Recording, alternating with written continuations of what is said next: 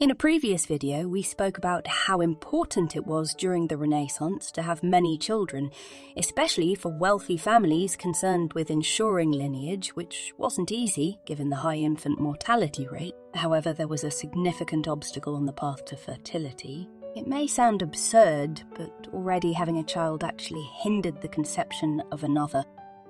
Hey guys! Welcome to Historical Gossip. In this channel, we do what humans have done best since we've evolved to be a super aware being. Gossiping!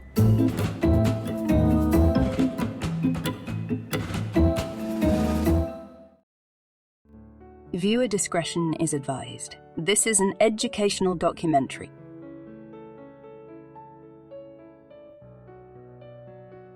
Caring for a newborn, including breastfeeding, could reduce fertility by acting as a contraceptive. Additionally, during breastfeeding, sexual intercourse was prohibited because it was believed that a new conception or intimate act could corrupt the milk and jeopardize the child's life, not to mention religious precepts.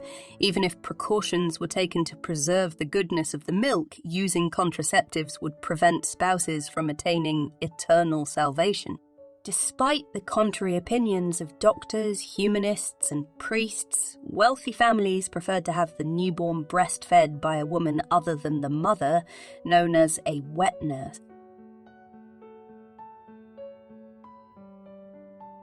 At a significant cost, parents purchased the right to continue marital relations without fearing implications for a potential new baby and without exposing the older child to risks related to the potential depletion or impoverishment of breast milk. Even in the early days when the wet nurse was delayed, services of a neighbour with abundant milk, an occasional wet nurse, or a slave were preferred over letting the child take the mother's milk. Additionally, there was a widespread belief that colostrum, the first postpartum milk, could be harmful to the newborn. Consequently, pragmatic alternatives were sought, and a woman who had already breastfed her own child seemed like a reasonable solution. To find a suitable wet nurse, a wet nurse contract had to be drawn up regulating the conditions and terms of entrusting the child. And who dictated the terms? The mother and the wet nurse together. No, the wet nurse contract was a matter of exclusive male competence, a deal between men for both parties, the father of the child and the wet nurse's husband, negotiating a price. The weaning of children was also a decision of the father. Usually, weaning occurred when the child was around 19 months, although the law stipulated that breastfeeding should continue for 30 months, but it was a significant expense. So fathers preferred to stop it earlier, especially if the child was a girl. It was customary to wean girls earlier, perhaps because less importance was given to their lives, making them face danger more easily. Early weaning was sometimes caused by external factors such as the wet nurse's death, the birth of a younger sibling taking the wet nurse away from the older one, or the pregnancy of the wet nurse, which, as mentioned earlier, rendered the milk unusable. It often happened that if the wealthy child remained with the wet nurse, she would sacrifice her own children to not lose the wet nursing compensation. Thus, one could see the children of peasants attached to goat udders for nourishment. Giving a child to a wet nurse often meant separating them from home. Indeed, only those born into a very high-ranking family had a wet nurse at home. This service was very expensive among all the salaries of servants. Wet nurses had the highest by far. In Europe, among the children of the wealthy, only 1 in 5 had a wet nurse at home.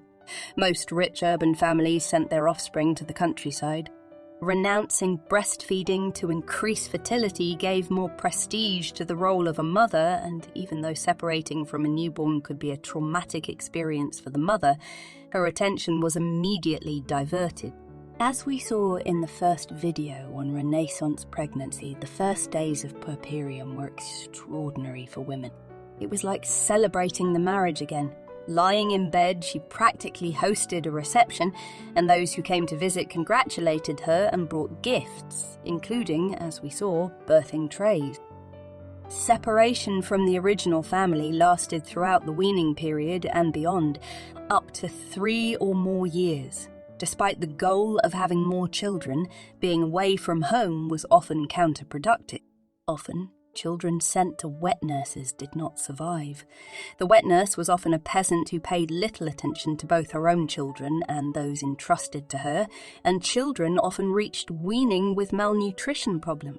Despite manuals recommending parents to check the well-being of children entrusted to wet nurses, they rarely visited them. Thus, neglect added to the causes of high infant mortality. More frail than adults, children often did not survive hunger and diseases, especially in poorer social classes. How did mothers respond to these continuous losses? Some women, as a consequence, saw newborns as ephemeral beings on whom not to invest too many emotions, managing more or less to emotionally detach from them. However, other women experienced great suffering. The relationship with children and their departure was also influenced by continuous pregnancies. There was no rest for the female body, and mothers were not given time to process grief. But beyond pain or indifference, there was another terrible, hidden but endemic reality, something that was known but not spoken. Too often, children died from smothering, leading to suspicions of intentional death. Women were responsible for most infanticides and were increasingly condemned during the Renaissance. The killing of children was, after witchcraft, the main cause of capital sentences for Renaissance women. Preachers condemned infanticide and examined husbands' consciences in confessionals. There were certainly cases where these poor women had not intentionally caused the child's death, but some were aware of what they were doing. There could be various reasons why women or families decided to get rid of an unwanted child, but generally they preferred to abandon them and give them the opportunity to survive. So why did this phenomenon spread? Because sometimes monstrous births occurred. The birth of deformed children or their premature death was interpreted as punishment for parents, especially for the mother who had stained herself with unknown sins, revealed by the inability to generate a healthy or strong enough child to survive. The mother could be accused of diabolical or bestial conception and end up burned alive with the child, as often happened between 1500 and 1600. There were precepts to follow during sexual intercourse to avoid monstrous births, especially avoiding disorderly and violent copulation, so that the seed would not be poorly received in the womb. Coitus in a standing position was forbidden as unnatural, as the seed could not be properly received. For example, hermaphrodites were thought to be caused by positions other than missionary, even if the woman was on top. It was believed that monstrous births were allowed by God as punishments for those who had excessively sought pleasure, making the seed too weak and imperfect, resulting in a weak and imperfect creature. Copulating during menstruation was also considered undisciplined in regulating carnal appetites, causing divine punishment and the consequent generation of monsters. The disorder of the limbs of the monstrous creature became the visible expression of the disorder of the senses of those who generated it. Monstrous births were considered terrible for another reason. It was believed that the so-called monsters died immediately after birth because in this event alone they fulfilled their role assigned by God to warn men of his wrath and admonish them. For all the reasons I've explained so far, the birth of a deformed child was considered so terrible that it led to suppressing the newborn immediately after birth, a tacit but widespread habit. The task was assigned to midwives who assessed whether to baptize monsters and abortions. The former, when not considered human, were not baptized, and the wet nurse was practically authorized to suppress them. In cases where the deformed child had survived, they were destined to be shown for money by their parents. Returning to the norm, after the wet nurse, if they survived, children stayed with the mother until the age of 7. Women were considered calm and tender, while men were deemed unfit to take care of children due to being rough and nervous. Young mothers seemed to introduce a more affectionate and playful relationship with their children into family life compared to what usually developed with the father. The mother played a fundamental role in the education of children, which continued even when they were adolescent. We know that at least the wealthy took their role seriously, committing to the maximum. There are female documents, letters, epistles, booklets, and diaries that mothers wrote to guide their grown children. In these 2 videos on motherhood in the Renaissance, we have seen what it meant to become a mother. Joys and celebrations were accompanied by pain and losses.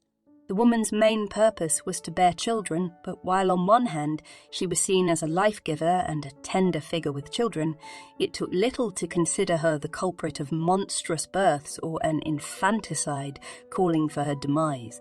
In conclusion, examining motherhood in the Renaissance offers a detailed look at a complex and layered reality, highlighting the challenges, contradictions, and tragic consequences that many women faced in the name of family, society, and the beliefs of their time. And you guys, did you know about this weird and crazy customs of Renaissance period?